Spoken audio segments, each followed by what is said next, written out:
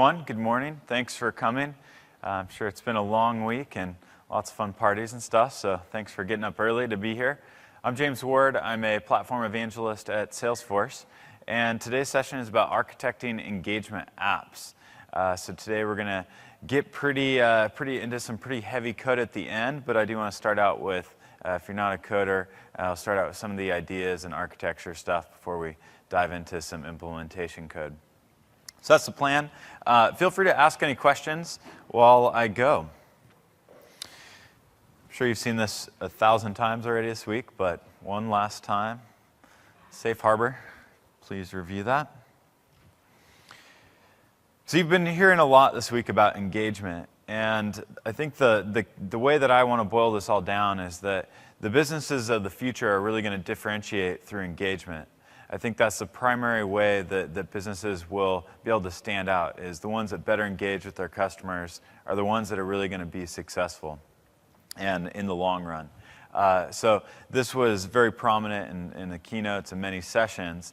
So that's great. You know, we can talk about how to build engagement, but and what that actually means from a customer standpoint. That's where I want to start, is what does engagement actually look like? What does it actually mean?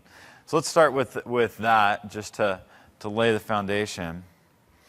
So as an example, Starbucks has an app. I don't know why I didn't know about this app until pretty recently. I don't have very many rewards yet in Starbucks, but somebody told me about their app, and I was like, oh my gosh, this is fantastic. They're creating engagement. They're a coffee shop, and now they have this app that does customer loyalty. It's sending me deals, giving me free stuff. And all this is really just helping them create better engagement. Definitely, I'm going to go to Starbucks, be a lot more likely to go to Starbucks than I would be likely to go to someplace with better coffee, because I'm going to get free stuff, you know, and they're engaging with me through this mobile app. They're letting me pay with my phone.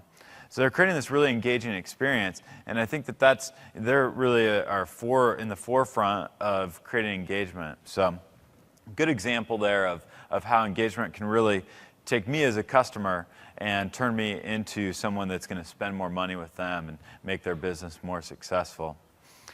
So that's one example of engagement. So let's talk a little bit about how we create engagement. Today in Salesforce, we have marketing, product, salespeople interacting with customer metadata. I call it customer metadata here instead of customer data. The reason for that is that customer data I look at as like the information that's mine. So in the Starbucks app, my credit card information, that's my customer data, right? My preferences, that's customer data. The customer metadata is data about me, data about my interactions, right? So today, you're at a Salesforce conference. You probably are already doing this. You're probably already interacting with customer metadata, information about your customers, and you're probably using Salesforce to do that. So that's where a lot of us are today, is we're doing customer metadata. We're interacting with that customer metadata. The first step is just to have that metadata. And most likely, we're doing that. We're the ones entering that data. We're the ones that are creating opportunities. We're the ones that are creating these campaigns and tracking campaign progress and all that sort of stuff. So we're the ones that are managing that data, inputting it, doing some analysis on that data. The next thing that maybe some of us are doing is gathering customer metadata from the ways that our users are interacting with our app. With our system. So this could be through apps, this could be through the web, could be through email campaigns. So maybe we're at this next level where we're actually using the channels that we've created for our customers, and we're pumping that customer metadata, the information about our customers and their engagements with us, their interactions with us. We're bringing that back into some system as well. So, but there's this whole other world where your customers are engaging with your brand through social channels and all sorts of different ways. So there's tons and tons of ways that your customers are going to engage with you. And you may be missing so much of potential to engage with them because you have this disconnect between how your customers are engaging with your brand, and you don't have that customer metadata anywhere. You don't have any way to interact with that customer metadata. So really what we'd like to do is have that integrated as well, right? So we want to integrate our customer interactions, our engagement from our apps and our websites, and then all the social channels, social information. We want to get this all integrated. And of course, the next phase of this is the Internet of Things, which now we're going to have billions of devices. Our customers are going to be using all these devices, and we want to be able to leverage the customer metadata coming out of those devices and get that into this customer metadata database as well. So that's really what we're trying to get to, is to take anywhere that a customer is engaging with us and be able to pull that into a system so that we can report on it, so that we can see how a particular campaign is going, so that we can create better engagement with our customers, so we can create those one-to-one experiences. So that's really what we're trying to get to. You've heard a lot this week, I'm sure, about doing this. It's mostly been in the terms of marketing, and Mark Benioff, they do a great job of talking about it at the high level. I want to talk about it from the technical level. So this is what we want to get to. We want to create this engagement. We want to create these one-to-one experiences. But how do we actually do that technically? So in a nutshell, what we're trying to do is take cross-channel data, add that into a customer system of record, and what we get then is a system of engagement. And if it hasn't been clear to you this week, this is what Salesforce is now all about, is creating these systems of engagement. So we're creating these systems of engagement by taking cross-channel data. Cross-channel data is all the different places where we can get customer metadata. So the social channels, the apps we build, the newsletters we send out, really any place that we can get customer metadata, that's cross-channel data. We need to get that into a customer system of record, in our case, Salesforce. It's great for that. And then we have a way to engage with our customers much more efficiently. So that's what we're trying to get to. So now from the technical standpoint, how do we do that, right? We've got legacy data. We've got all of these legacy systems out there that have some part of customer engagement in them. We've got all these cloud services. We've got physical devices, Internet of Things. We've got our web apps. We've got our social channels. We have our microservices. So there's all these different places where we have engagement happening. And so what we need to do is figure out how do we take this all and bring it together into a system of engagement. So what the architecture that I'm going to be using to do this is what I'm calling service pipelines.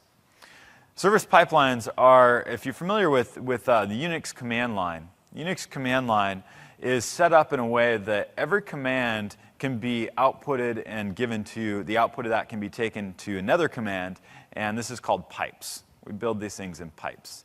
And pipes allow us to take one set of data, pipe it through another set of data, or pipe it with another set of data, do some filtering, do all sorts of transformations and things to that data, ultimately to get it in the form that we want it in.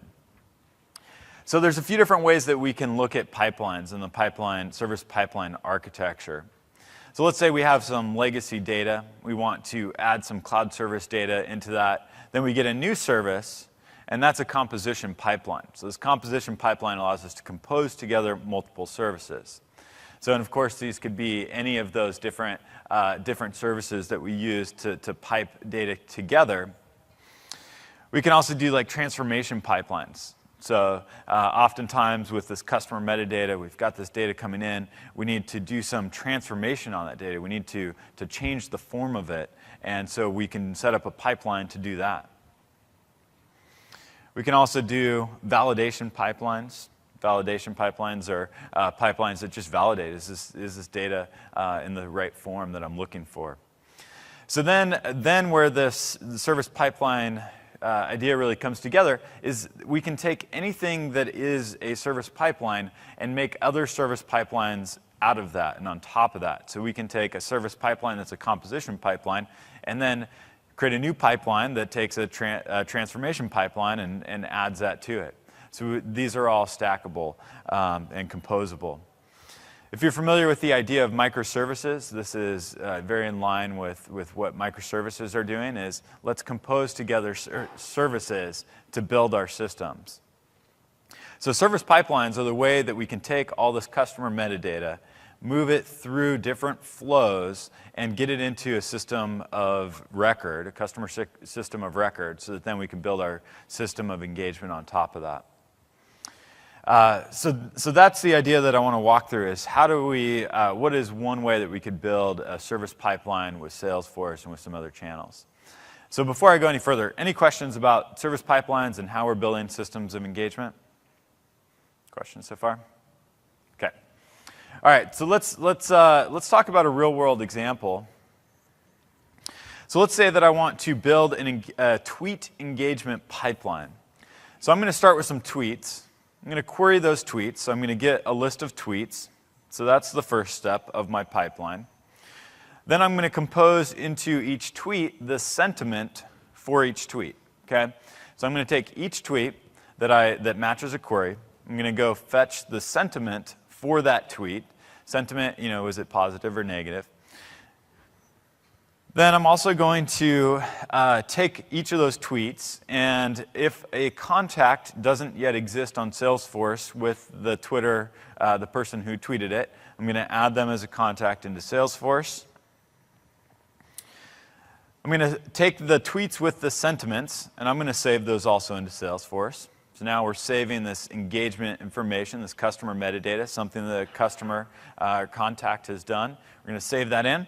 And then let's take this pipeline, let's add another phase into this pipeline where if the tweet is negative, then we're actually going to create a task in Salesforce so that one of our employees can then go and investigate that negative tweet and see if they need to respond in some way.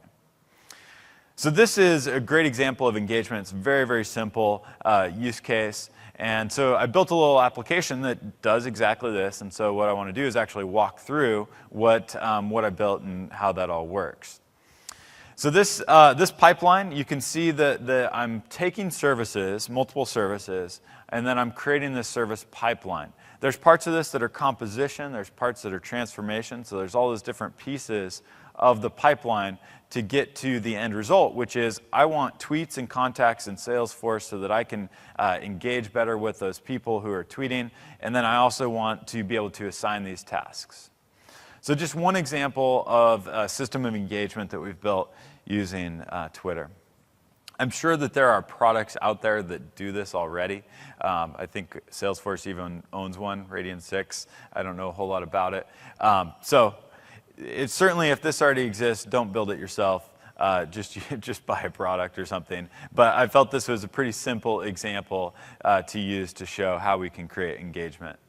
Certainly there are products out there that are helping you create engagement, and that's great. Okay, so that's our example. That's what we're going to walk through for the code. Any questions about my Twitter engagement or tweet engagement pipeline? Okay. All right, so now let's dive into how we actually do it. Yeah, sorry, I can't see very well back there.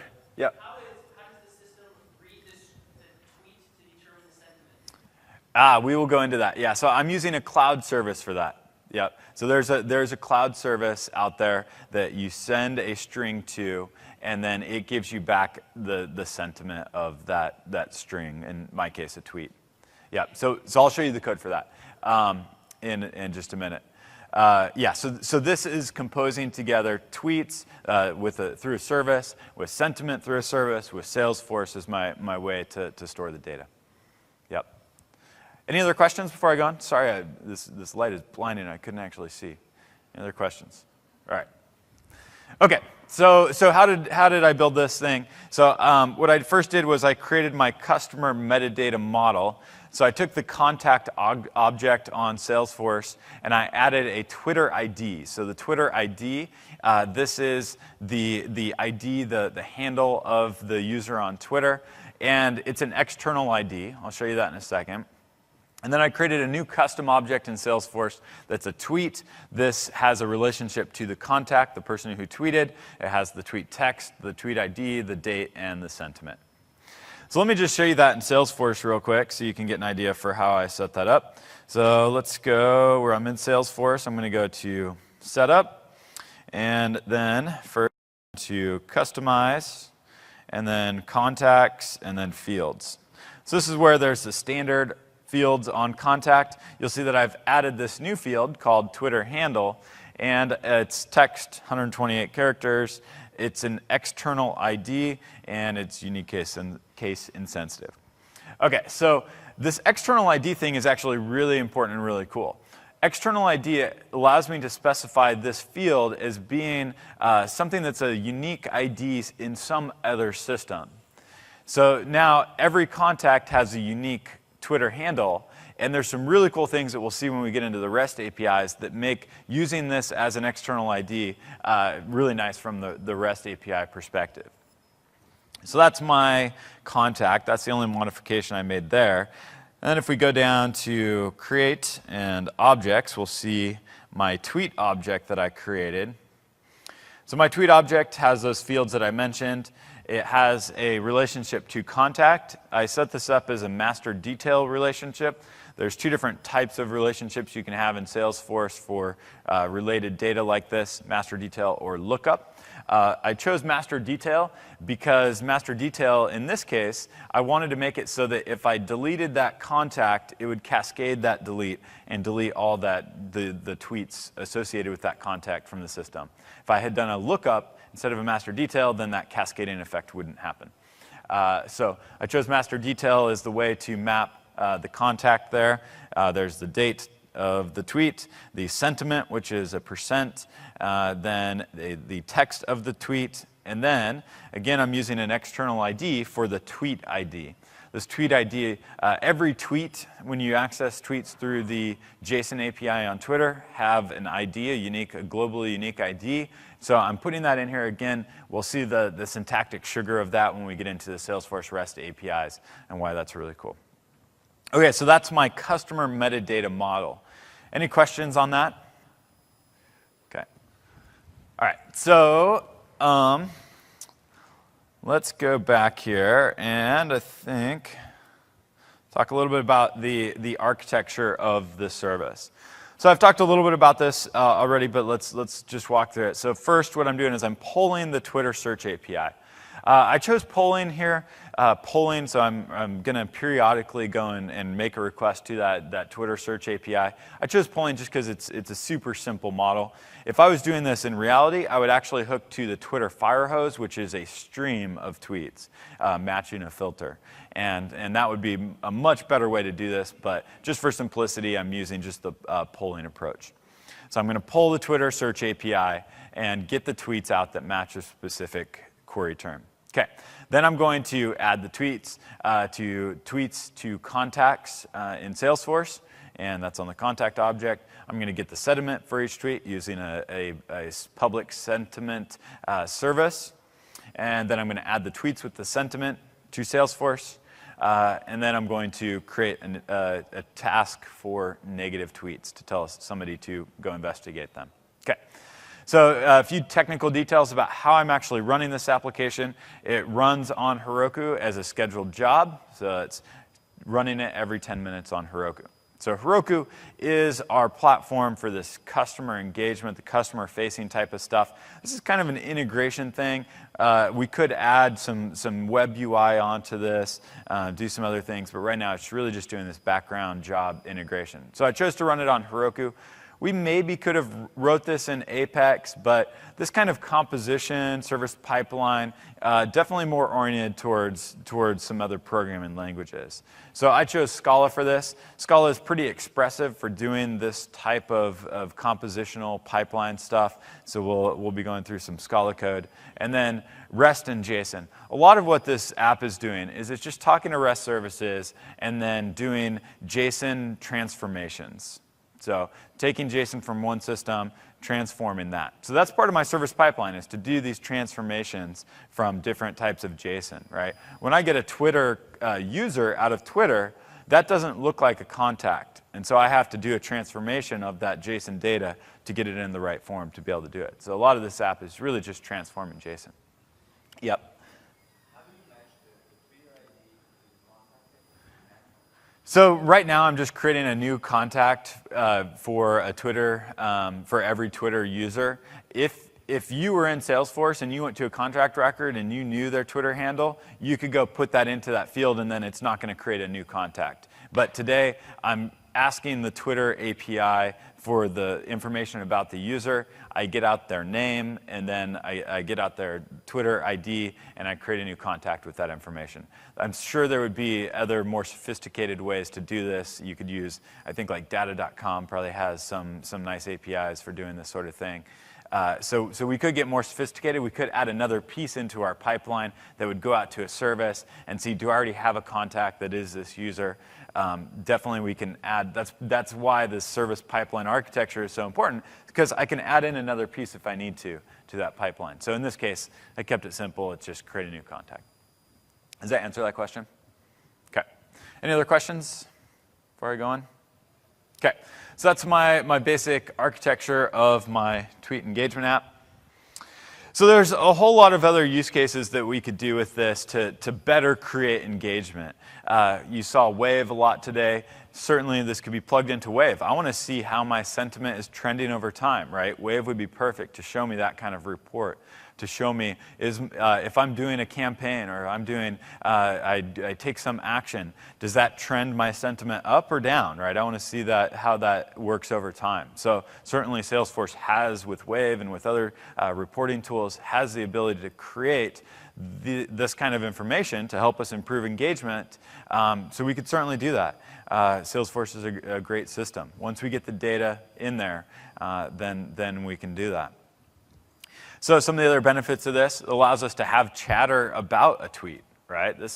Doing the social engagement internally as employees. I can't tell you how many times in everywhere that I've worked for a long time that there will be some negative tweet that someone sees on Twitter about the company I'm working for, and of course it turns into an email thread, right? And I don't think any of us need more email. A better way to have engagement, create better engagement around a tweet like that is to have it in Salesforce and post on the chatter feed and have a conversation through chatter about that. So that's definitely one benefit of this approach. We then have a historic record of all of our engagements, in this case with Twitter, for a customer. So let's say that 2 years down the road, after I've been running this thing for 2 years, someone, one of these contacts converts to being an actual paying customer. I may want to go back and look historically, like how did they get there? What did their journey look like? Did it start with a negative sentiment and gradually improve? Or once somebody's become a customer, I want to go back and look at that record and see, how are they doing? Are they tweeting negative stuff about me, about our company and our product? So we have that historic data there. So that's one thing that Twitter doesn't really give you is historic data. So this gives us a way to access and track that information going forward. So also we can do some interesting things with aggregate sentiment analysis. I mentioned that with some charts and reports. And then why not be able to, if you're doing some kind of promotion, some kind of campaign, and you're asking people in the campaign to tweet a certain hashtag, why not use this kind of mechanism as a way to track how your campaign's doing? How effective is it? How many people are we getting to engage with that hashtag? Is it negative? Is it positive? So all sorts of other things that we could do on top of this that is already built into the Salesforce platform to help us create engagement. Okay, so now the fun part. Let's get into some code. Actually, for code demo, I want to actually show you this working. So what I'm going to do is I'm going to run this app. So to do that, I'm going to go to Heroku and I'm going to say, Heroku, run the fetch tweets app.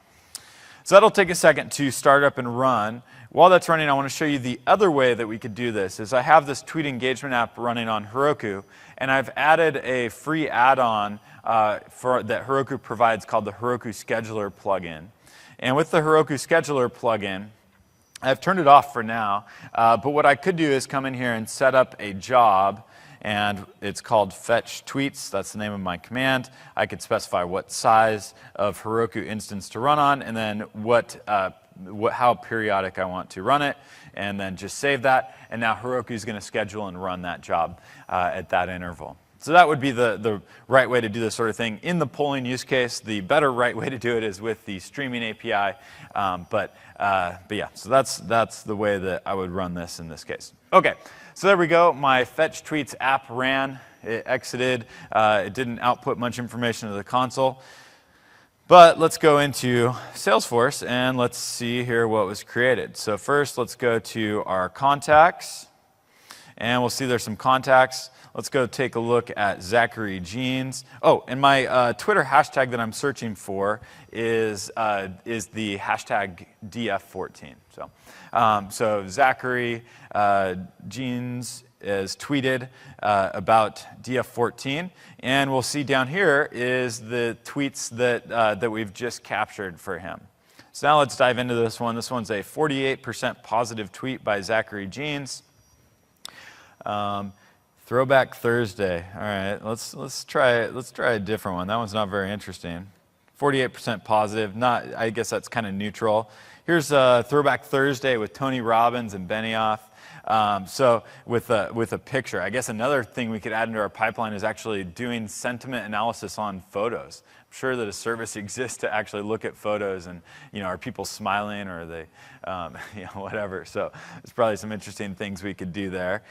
So there's that tweet now. So now we have all these tweets. Let's just go take a look at all the ones that we just fetched. There's some limits on the Twitter API. I think I can get by default 100 tweets at a time. So there's certainly a lot more tweets that I could be pulling in. And if I'm doing this periodically, then I'd be getting a lot more data coming in. But we just ran this once, so we just got, I think it was 20 items or something like that. Let's go see what Capgemini said.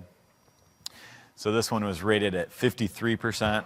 Let's see if there's any that are rated as being really highly positive or negative. Here's one that's 39. Let's see what Stacy said. Last day of Dreamforce is on. Highlight for me. Yeah, that one's sometimes the sentiment analysis service doesn't quite get it right. What is that? Yeah. Oh, yeah. I just pulled this from Twitter just now. Yep. Yeah. Yeah. Right when I ran the app, it went out to Twitter and fetched the latest tweets about Dreamforce 14. So yeah. So that's our tweets there. Whoops. Let me go back to those. Let's see if we can find any other interesting ones. Here's a 68% positive one. Who doesn't love a cool viz? Rocking it at Dreamforce 14. That one's pretty accurate, right? That's I'd give that a 68% positive rating. So anyway, so that's my little app, is pulling those tweets into Salesforce and getting the sentiment, adding them to them, creating the context. Oh, and one other part here is, let's go look at my home tab, and we'll see that there were 4 tweets in that run that I just did. There were 4 tweets that were flagged as being negative tweets or something that I should investigate. So let's go. We already looked at. Did we look at Stacy's? Let's go look at Zilo's tweet and see. There's Zilo. Here's his 42% positive. Surprise, surprise. So yeah, that one. I can just close that task out. Nothing that I think we need to respond to there. So I am using a sentiment service. We'll see it in a second. And I send the tweet text to the sentiment service, and it sends me back a number of what it thinks is the sentiment of the text that I sent it. Sometimes it's wildly off. Sometimes it's pretty good. So there's probably many different sentiment APIs out on the cloud that you could use. I just chose one that was freely accessible so that I didn't have to set up any API keys or anything. Okay, so let's go now and dive into some code, the dreaded code. So I did want to walk you through briefly how I actually built this. It was super easy to build. It's just using REST APIs and some JSON munging. This is my build descriptor. It defines some dependencies, not very exciting. In my comp file, I do need to set up a few things to be able to access the Salesforce REST API and the Twitter REST API. I've put these into this comp file. I'm using environment variables as the way to handle those. The reason why we use environment variables is that's how we provide configuration on Heroku. And you'll see that I'm specifying both my Salesforce OAuth consumer key and consumer secret and a Salesforce username and password. So when I do these integration use cases, I need to actually be a user in Salesforce. I need to be like an integration user to be able to do this connection. So I actually have to give it my username and password, and then I'm using OAuth and username and password authentication to authenticate to the REST APIs. Then on Twitter, in this case with Twitter, I'm only doing read-only access, so they allow me to not have to be an actual user on Twitter. So all I have to provide is my OAuth consumer key and consumer secret there. So that's my comp file. Let me show you the meat of the application. So really, this is the whole logic of the application. This is where I build my service pipeline. So let me walk you through this. So this is Scala code. It's a pretty expressive way to build these pipelines, so that's why I chose to use it here. So I've got a Twitter service. I'll show you that in a second. I have a Salesforce service. So I'm going to that Twitter service first, and I'm saying fetch the original tweets matching the DF14 hashtag. So the reason why I say original tweets is because I don't want to include retweets. I just want original tweets. In this use case, that's all I care about. So I'm getting those tweets.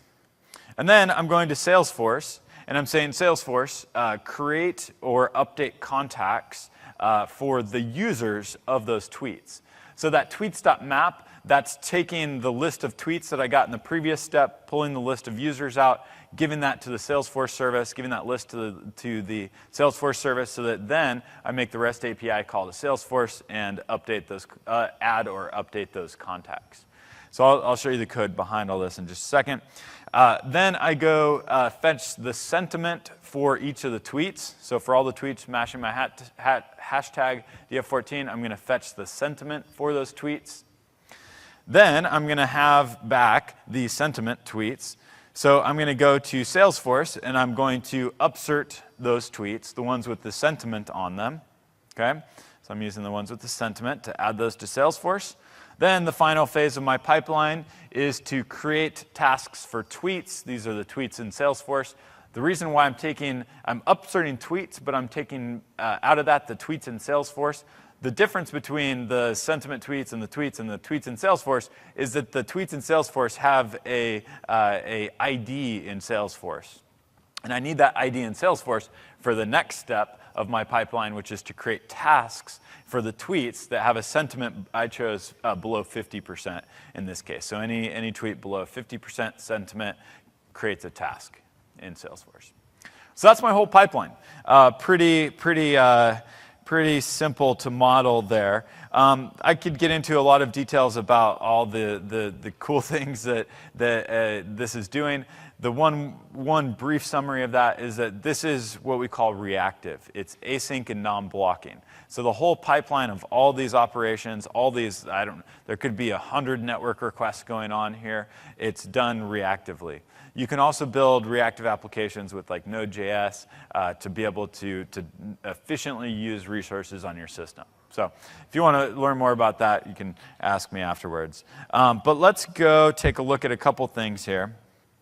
So the first thing I want to look at is my tweet object.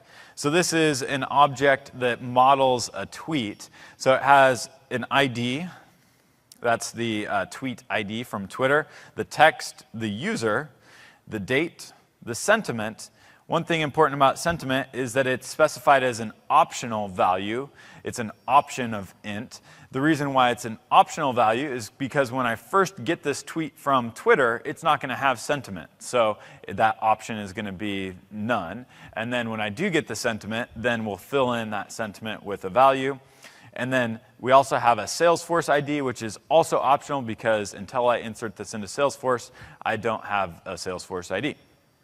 So then the rest of this is just doing some JSON mapping. There's some heavy Scala there, but really this is just defining how I can read tweets that I get in JSON form from Twitter and convert that into this object, and then how I can take one of these objects and turn it into the JSON structure that Salesforce needs to insert it up to Salesforce. So that's just the JSON munging there. So now let's look at our user object. Our user has a name that is like James Ward, and then they have a screen name, so that's their Twitter handle, which would be _ James Ward in my case. So then again, we define this mapping. How are we going to map from a user out of Twitter, and how are we going to map from a user object to a contact in Salesforce? So one cool little thing here is, here I'm doing a little trick, because for Salesforce, I need the first name and the last name, but Twitter only gives me the full name. So if you want to understand the logic of that code afterwards, come find me. It's a fun little way to split a name into a first name and last name. Okay, so that's my tweet object, my user object. Now let's go take a look at, what's the first thing I do? The first thing I do is I go to Twitter and I fetch the original tweets. So let's take a look at how that actually works. This is going to get a little nerdy, but we're almost done, so bear with me. So to fetch the original tweets, the first thing I need to get a bearer token. The bearer token is the token I'm going to use to talk to Twitter. So this is now going to making a web service request to Twitter's OAuth API. So there's my web service request to Twitter's OAuth API. I'm providing to it my consumer key and consumer secret as authentication. You'll see up there I'm getting them out of the config. Then I'm doing a post. Here is the post parameters that I need. That just is abiding by the Twitter API. And then I'm going to do a filter, basically saying like, all right, don't get past this point unless we have a valid token type, which should be of type bearer. And then finally, if all that works, then I'm going to read the JSON that I get back from Twitter. I'm going to get my access token. My access token is what I need to be able to then make requests to Twitter, authenticated requests to Twitter. Okay, so that's how I get my bearer token. So fetch original tweets, what we're doing is we're taking our bearer token, and once we get that bearer token, then we're going to create another request to Twitter. And this one's going to go to the search API for tweets. We're going to provide it the query that we're going to tweet for. We're going to provide it the authorization header so that I can authenticate. Then I'm going to perform a HTTP GET request to that service. And then when I get a response back, I'm going to, there's a little bit of logic in here where I'm getting a tweet back. But if the tweet has if that JSON object has a retweeted status object inside of it, then that means that the tweet was actually a retweet. And so I actually want to get the original tweet, not the retweet of the tweet. So there's some logic in there for doing that to get the original tweets. Okay, but what I get back from this thing is a future of sequence of tweets. So a future is this construct for an asynchronous call. It's something that will in the future have the sequence of tweets. So this function returns this future of sequence of tweets. So back in my main application, when I do this tweets object is what I actually get when that future has the tweets. And now I can use those tweets down the line in my pipeline. Let's take a look at the create or updates contacts part, because I want to show you how that external ID that I mentioned, how that plays into this. So in create or update contacts, I'm first getting the unique users. I'm doing a future.sequence, which is just taking a list of futures and turning them into a future of list. But the important part here is upsert contact. Upsert contact now is where I'm going to try to insert a new contact into Salesforce. And this is where I use that external ID. So I have my contact object, but I'm going to the Twitter handle custom field, and then I'm specifying the screen name. And this is the really cool REST API in Salesforce that allows me now to try to insert or update this record that has this external ID. So I don't have to go actually do a second. Normally I'd have to do two calls. I'd have to do a call to go look up the user based on their Twitter ID. And once I get their Salesforce ID out, then I'd have to make another call to go do the update. With the external ID, it's just one step. And so that's a really cool part about the external ID here is I just get one network call. So you'll see what I'm doing is I'm making a web service call to that endpoint. I'm passing it the JSON, which is the user turned into a JSON string. And then if it creates a new contact, the HTTP response will be created. If it doesn't, then it's no content. So either way, in that case, I say I succeed. So.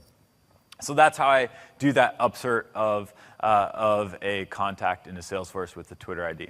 So then there's more code in here that's basically doing the same sorts of things using web services to talk to Salesforce, the Twitter service, very similar, talking to service, and then the sentiment service. Last one I'll show you here is very, very simple. I'm using this textprocessing.com endpoint, and I'm doing a web service post with the text from whatever I sent in, which in this case is the Twitter text, and then I'm pulling out of the JSON that I get back they call it the probability positive, or POS, and so I'm pulling that out, turning it into a %, and that's it. That's how I get the sentiment. So you remember back in my main application, I composed this data together with the tweet data, and then add that up to Salesforce. So anyways, that's probably enough Scala for the day. Let me wrap up with a couple things here. So all this code is on my GitHub. Just go to github.com/JamesWard, and it's called Tweet Engagement there in my repositories, my Twitter _JamesWard. And there's some really great applications on this thing that Heroku just announced called Heroku CX. It's customer experience. And Heroku CX has much more full-blown engagement applications that you can deploy on Heroku, connect to Salesforce. There's a great one called Nibs. So check out heroku.com/CX to see much more full examples of building these service pipelines, creating better engagement. I'm out of time, but I will be outside afterwards if you have questions. So thanks so much for coming. I hope that was useful for you, and I'll see you outside if you have questions. Thanks.